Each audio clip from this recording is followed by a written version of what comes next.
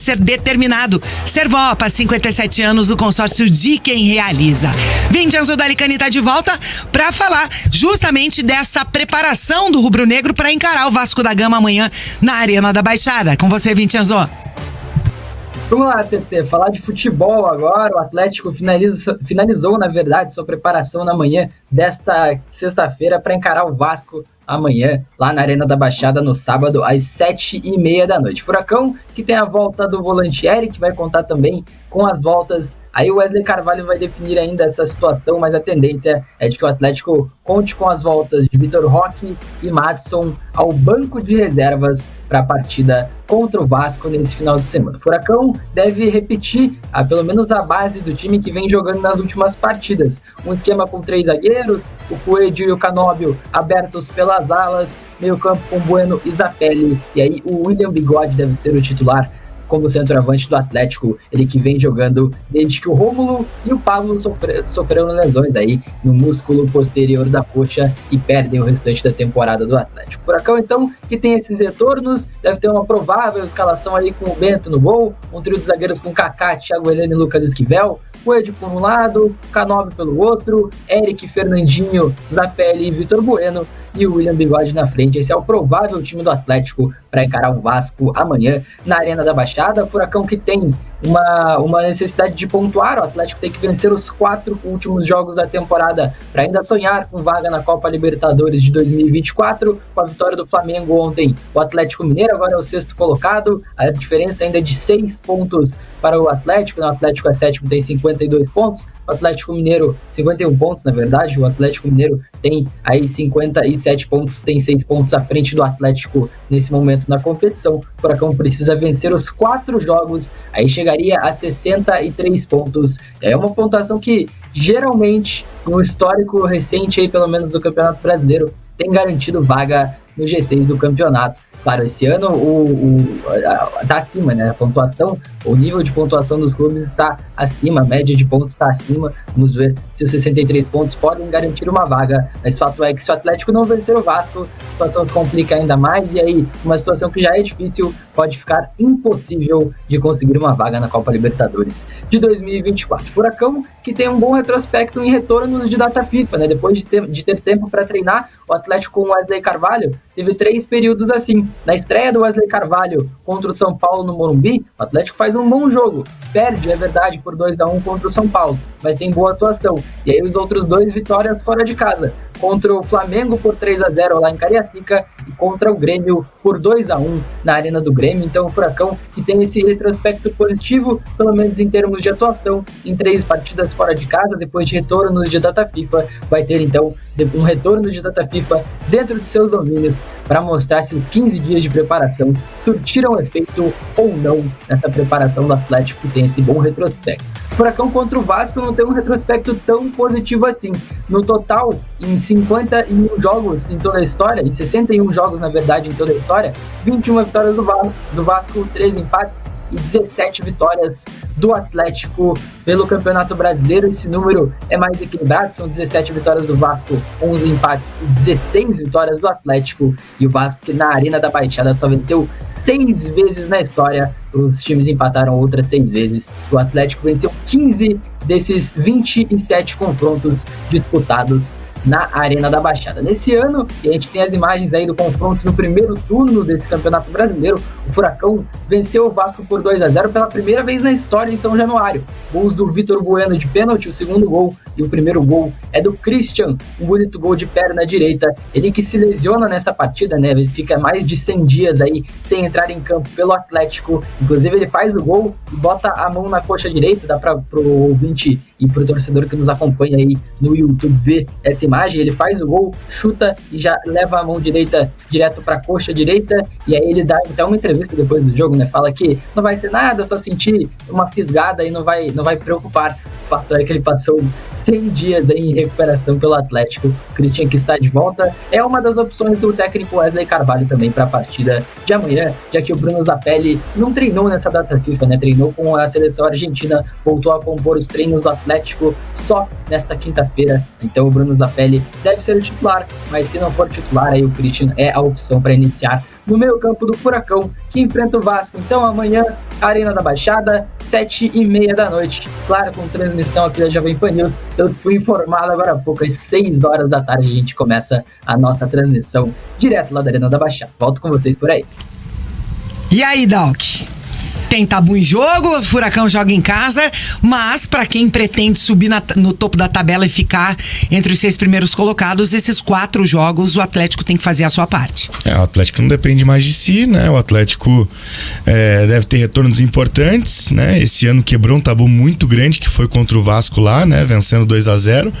E como o Vinicius bem destacou, né? Bem lembrou, o jogo que o Cristiano ficou fora, né? Isso fez o Atlético diminuir um pouco sua intensidade, né? Ter menos trocas, né? Menos peças para trocar, e agora tendo de volta o Christian, provavelmente tendo o Vitor Roque, né, o Madison voltando também, jogadores importantes para essa reta final. Infelizmente o Atlético já está numa situação bem difícil na tabela, né, já são 6 pontos contra o Galo, né? De diferença pro Galo ali, que é o 6º colocado. O Bragantino, que é o 5º, já tem 8 a mais que o Atlético. Então é muito difícil, o Atlético não depende mais de si.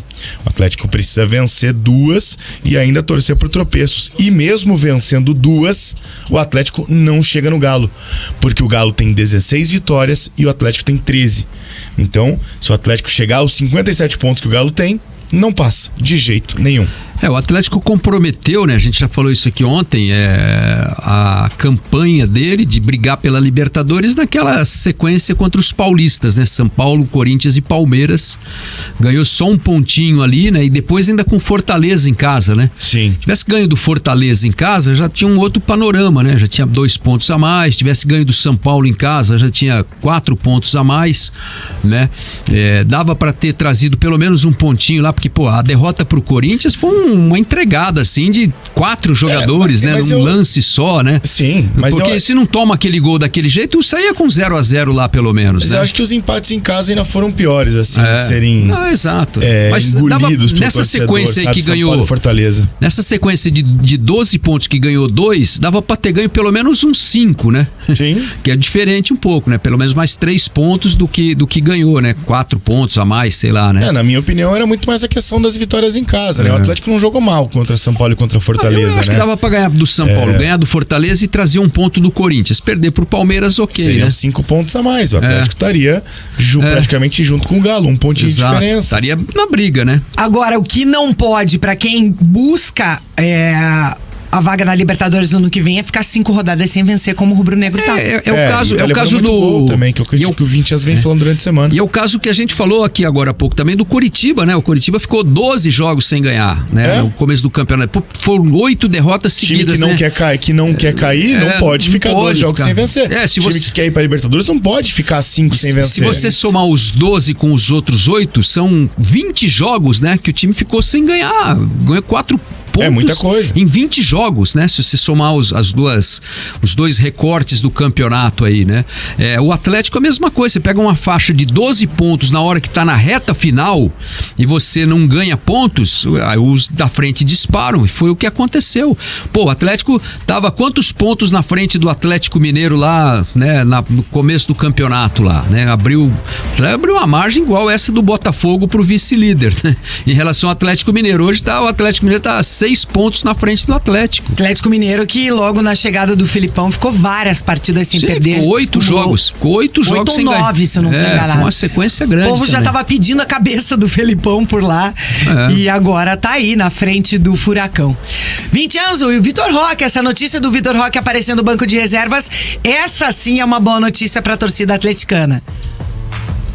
É uma boa notícia, TT. O Vitor Roque já está há mais de 2 meses e 3 dias sem entrar em campo. O último jogo dele foi contra o Internacional. Vitória por 2-1 lá na Arena da Baixada. Ele sente logo no começo do jogo, aos 8 minutos depois de um carrinho do Nico Hernandes, ele prende o pé direito no chão, torce o tornozelo e daí rompe 2 tendões do tornozelo direito. O Vitor Roque deve voltar ao banco de reservas. Falei que o Wesley Carvalho ainda vai definir, porque os jogadores vão ser testados, né? O Atlético deve estar terminando nesse momento as atividades lá no CT do Caju nesta manhã, então o Atlético ainda vai definir se vai relacionar ou não o Vitor Roque para a partida contra o Vasco nesse final de semana, amanhã já, nesse sábado, na Arena da Baixada. Mas a tendência é que ele seja assim relacionado. E tem novidades sobre o Vitor Roque, viu? Tem a La Liga, né? A Liga Espanhola lá de futebol, a Federação Espanhola de Futebol, deu um aval ao Barcelona, para o Barcelona utilizar 80% do espaço que seria destinado ao salário do Gavi, o Gavi, meio-campista espanhol, que rompeu o ligamento do joelho nessa data FIFA recentemente, vai perder muito tempo, vai ficar até o resto dessa temporada europeia sem entrar em campo. Então o Barcelona vai poder utilizar 80% do salário do Gavi para utilizar o seu teto salarial, ou seja, isso abre um espaço que poderia ser utilizado para incorporar o Vitor Roque já em janeiro à folha salarial do Barcelona. A tendência é essa, então o Vitor Roque se aproxima de ir a Barcelona já em janeiro. O que a gente tem falado, o Vitor Roque, a partir de janeiro, é jogador do Barcelona. Se o Barcelona conseguir, como vai conseguir provavelmente por esse aval da La Liga, desses 80% do espaço do salário do Gavi para inscrição, aí sim o Vitor Roque deve ir à Espanha, deve compor o elenco do Barcelona a partir de janeiro já. Então o Vitor Roque, que provavelmente volta à lista de relacionados do Atlético nessa partida contra o Vasco, faz também, muito provavelmente, as suas últimas 4 partidas pelo Atlético na carreira. Vitor Roque vai jogar no Barcelona em 2024. E o Cleverson Neves participa por aqui dizendo que com o Vitor Roque o time é outro, fica muito mais forte. E pro torcedor atleticano, é claro, né, que o departamento médico do Atlético, junto com o Wesley Carvalho, deve ter a real noção do estado que ele tá, ter cautela, até porque tem aí essa possibilidade dele já em janeiro estar no Barcelona, mas a torcida atleticana quer ver ele jogar, né? E ele também já falou que queria uma despedida, né? Acho que é normal que isso aconteça, mas tem que ter cuidado. E eu não acho que o Atlético, por exemplo, o Atlético inclusive ouviu o Barcelona pra fazer o tratamento do Vitor Roque, né? Pra decidir que não seria cirúrgico. Quem decidiu tudo isso foi o Barcelona. Quem decidiu o tratamento do Vitor Roque foi o Barcelona. Então acho que não vai ser diferente agora, né? O Atlético simplesmente não vai colocar ele, jogar os leões ali no campo, joga aí e vê se você tá bem ou não, né? Então, com toda certeza, o Atlético vai ter um cuidado. Não creio que seja titular, acho bem difícil que isso aconteça. O Vinicius até falou que a possibilidade é do Bigode, né? De iniciar a partida, porque não tem como. Tem que... É uma lesão difícil. Oi. Inclusive, você falou sobre essa interferência, essa influência do Barcelona no tratamento médico do Vitor Roque. O médico do Atlético, que é o Fabrício Martins, ele esteve no CT do Barcelona ontem, na verdade, um ou 2 dias atrás, foi flagrado lá pelos jornais lá de Barcelona. Tem uma foto dele nas redes sociais, na porta do CT do Barcelona. Ele foi fazer uma reunião lá no Barcelona para atualizar também o clube catalão sobre a situação da lesão do Vitor Roque, né? Então o médico do Atlético esteve lá. A gente também trouxe a informação aqui no Bate-Pronto que o Vitor Roque teve, né, esse monitoramento do Barcelona muito de perto, e o Barcelona pediu ao Atlético que não fosse feita a cirurgia, isso porque o Vitor Roque é um jogador muito novo e uma cirurgia poderia acarretar num problema futuro na carreira. Então, enfim, o Barcelona tem sim essa influência no tratamento da lesão do Vitor Roque. O Barcelona comprou o Vitor Roque, né, comprou os direitos do Vitor Roque, e aí o médico do Atlético estava ontem lá no CT do Barcelona para atualizar o clube também sobre essa situação do Vitor Roque. Nada mais justo, né? O Barcelona é o dono do Vitor Roque. Porque é diferente quando você empresta um jogador, né? O Barcelona acabou de adquiri-lo, né? É o seguinte, se eu sou do lado do Barcelona, eu falo assim, nem vai jogar mais esse ano aí. Pra ser bem sincero, eu preferia que fosse assim, pensando no atleta, pensando em poupá-lo. Pensando em poupá-lo de fato. Só que também aí, até que ponto é interessante ele não jogar, né? Questão de ritmo. Na questão de ritmo mesmo. Tudo bem que ele vai ter férias antes de ir pra lá. Ele vai pra lá só em janeiro. Só que talvez seja bom se manter assim. E eu tenho certeza que é um pedido dele também, né? Pra voltar a jogar e tal, né? Porque, o Atlético é o time que, não digo que abriu as portas, que ele foi lá ele foi comprado do Cruzeiro, né? Pagaram a multa rescisória. Mas o Atlético projetou ele da forma que ele tá hoje. Eu penso o seguinte, ele não deve ser titular aí contra o Vasco por conta desse retorno, tá algum tempo trabalhando. Aí você pode avaliar a questão do resultado, né? Tanto do Atlético quanto dos concorrentes, qual é o cenário que se tem à frente aí, Sim. né? Porque de repente nem vai adiantar o Vitor Roque entrar, porque o Atlético não vai alcançar nada diferente do que ele já tem nesse momento. Exatamente. Né? E aí você vai expor o cara a um risco, né? Que pode voltar uma lesão, assim, olhando pelo prisma do Barcelona, porque pelo prisma do Atlético, se voltar uma lesão, é um acidente de percurso. Agora, para o Barcelona é prejuízo grande, porque total. A partir de janeiro ele é jogador do Barcelona, né? Então, quem tem que, na verdade, ter esse cuidado, essa avaliação e esse olhar é o Barcelona, que hoje é o proprietário aí do passe, né? Que isso não existe mais, mas na teoria é isso, né? E pro Atlético, o Atlético tá no lucro, porque o cara já não é mais do Atlético, mas tá aí ainda servindo o elenco do Atlético, né? E foi importante aí na temporada em vários momentos. Talvez o Atlético tivesse hoje uma outra situação na tabela e tudo se o Vitor Roque não tivesse se machucado, né? Mas o Si não faz parte do processo, né? E eu penso que o Atlético vai tirar o proveito aí, o máximo que puder. Vão ser 3 jogos, né? Esse ele não deve começar, mas os outros 3 têm chance. Enfim, né? Mas aí tem interesses de vários lados, né? Do jogador, do empresário do jogador, do Atlético, do Barcelona, né? Enfim. Da torcida. A torcida, né? A torcida quer ver o Vitor Roque, né? Ficaria feliz de poder ter uma despedida do Vitor Roque aí nessas 2 partidas que o Atlético vai ter em casa, né? Vai ter agora com o Vasco amanhã, depois mais um jogo em casa, né? E os outros 2 são fora, né?